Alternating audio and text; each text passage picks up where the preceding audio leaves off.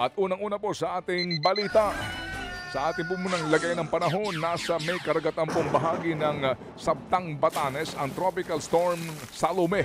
Taglay nito ang lakas ng hangin na aabot sa 65 km per hour at pagbugso na hanggang 90 km per hour. Ito po'y kumikilos ang naturang bagyo ng Patimog-Timog Kanluran.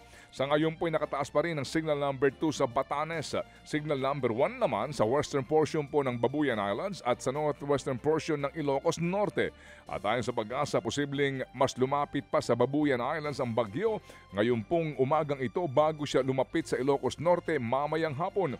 Inaasahan pong hihina na ang bagyo hanggang bukas. Samantala, naglabas na rin ang kani-kanilang salin ang iba pang mga senador at mambabatas. Sa isinapublikong salin ni House Speaker Bogie D, lumalabas na 74 million pesos ang halaga ng kanyang yaman. Una nang sinabi ng House Speaker na nirerepaso pa nila ang guidelines sa paglalabas ng salin ng mga mambabatas.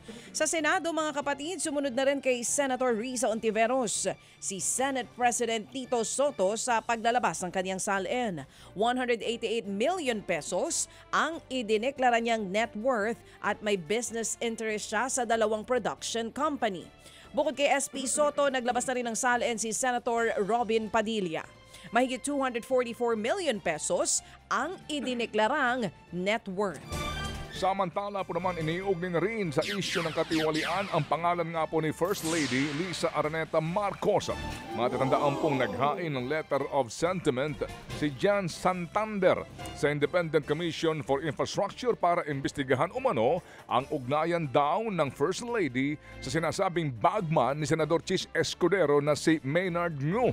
Dumepensa po naman ang palasyo na inilarawan po si Santander na parabagang binibigyan po lamang daw ng pera at pinabili ng suka para lang daw hong nuisance candidate o panggulo si Santander dahil sa kung babasahin daw ang sulat nito sa ICI ay wala naman daw pong anumang akusasyon laban sa unang ginang. Pagdiliwanag po ng palasyo, hindi na raw po Special Envoy of the President to China for Trade, Investment and Tourism si Ngu mula pa noong August ng 2025.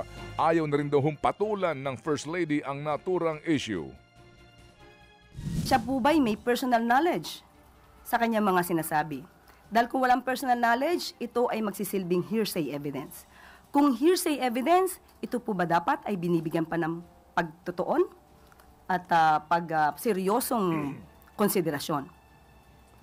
Ito po ba ay isang fishing expedition lamang para siraan ang unang ginang?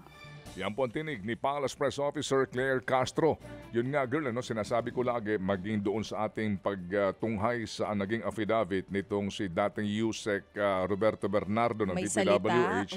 Doon po merong personal knowledge. Importante yun. Yun ang sinasabi po, yung kahalagahan ng Mahalaga personal knowledge. Hindi yung narinig mo lang sa iba. Opo. Ikaw mismo ang nakasaksi. Pero nga ang tanong natin, despite the personal knowledge of the Yusek, bakit hanggang ngayon hindi pa rin iniimbestigahan yung sinasabing mga hinatiran niya ng pera mismo? Based on my personal knowledge, alam mo rin ang dahilan kung bakit.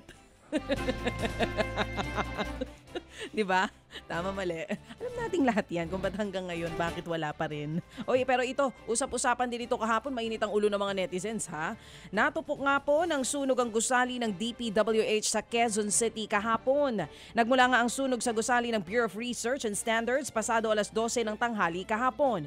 Sa tindi ng apoy, isang dosenang fire truck ang kinailangang rumesponde. Nasa 2 oras din ang itinagal ng sunog at 2 ang sugatan. Sa inisyal na investigasyon, nagsimula ang sunog nang sumabog ang isang computer sa loob ng Materials Testing Division.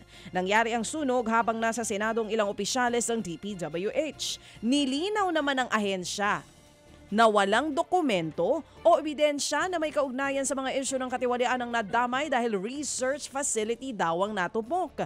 Pero ayon kay ICI Chairman Andres Reyes Jr. na nasa pagdinig din, tumatanggap ng 1% kickback sa mga proyekto ang nasunog na gusali kahapon. Hindi po yung gusali tumatanggap Yung mga ng tao 1%. sa gusali. Yung mga tao doon. Yung mga tao po sa gusali. Limunagin ko lang, no? Oo. Kahapon, yung nagsabi na wala hong dokumento, walang ebidensya, nando doon sa hearing. Yun ang pagkakaalam ko, ha? Oo. Wala siya doon sa fire site. Ngayon, ang pinakamainan po dito, imbestigahan ng masinsinan muna, ha? Opo.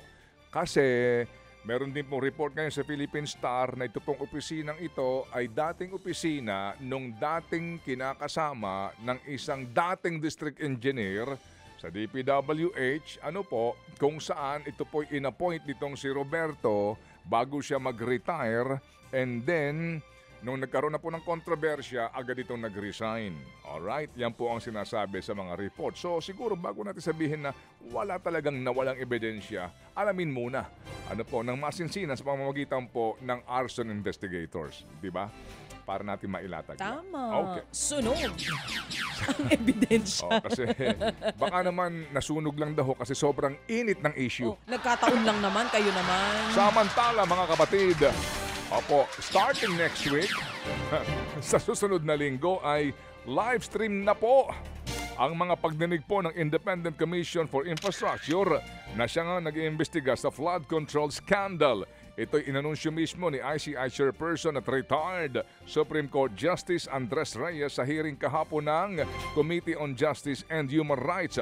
Simula pa noong September 11, nagkakaroon po ng mga closed-door hearings lamang ang ICI. Ngayon po, mismong taong bayan daw ang makakapanood sa sinasabi po mga pagdinig para magkaalaman sa katotohanan kung sino-sino nga ang sangkot sa pinakamalaking iskandalo ng pagnanakaw sa pera ng bayan sa kasaysayan ng Pilipinas. Ibinunyag din po ni dating DPWH Secretary Babe Singson na hindi kapanipaniwala ang lalim at lawak ng korupsyon sa mga infrastructure projects. Mga kapatid, brothers and sisters, saan ka pa? Dito na tayo sa totoo. Dito na tayo sa True FM. Mga kapatid, mag-subscribe and follow po kayo sa social media accounts ng True Network PH. Yan po kami. Hanapin nyo lang True Network PH, Facebook, Instagram, YouTube, TikTok, and podcast. Mapa Apple or Spotify man yan, mahahanap nyo kami. Lahat ng mga napapanood at napapakinggan nyo po sa programa, nasa social media accounts namin yan. So, paano mga kapatid? See you sa social media!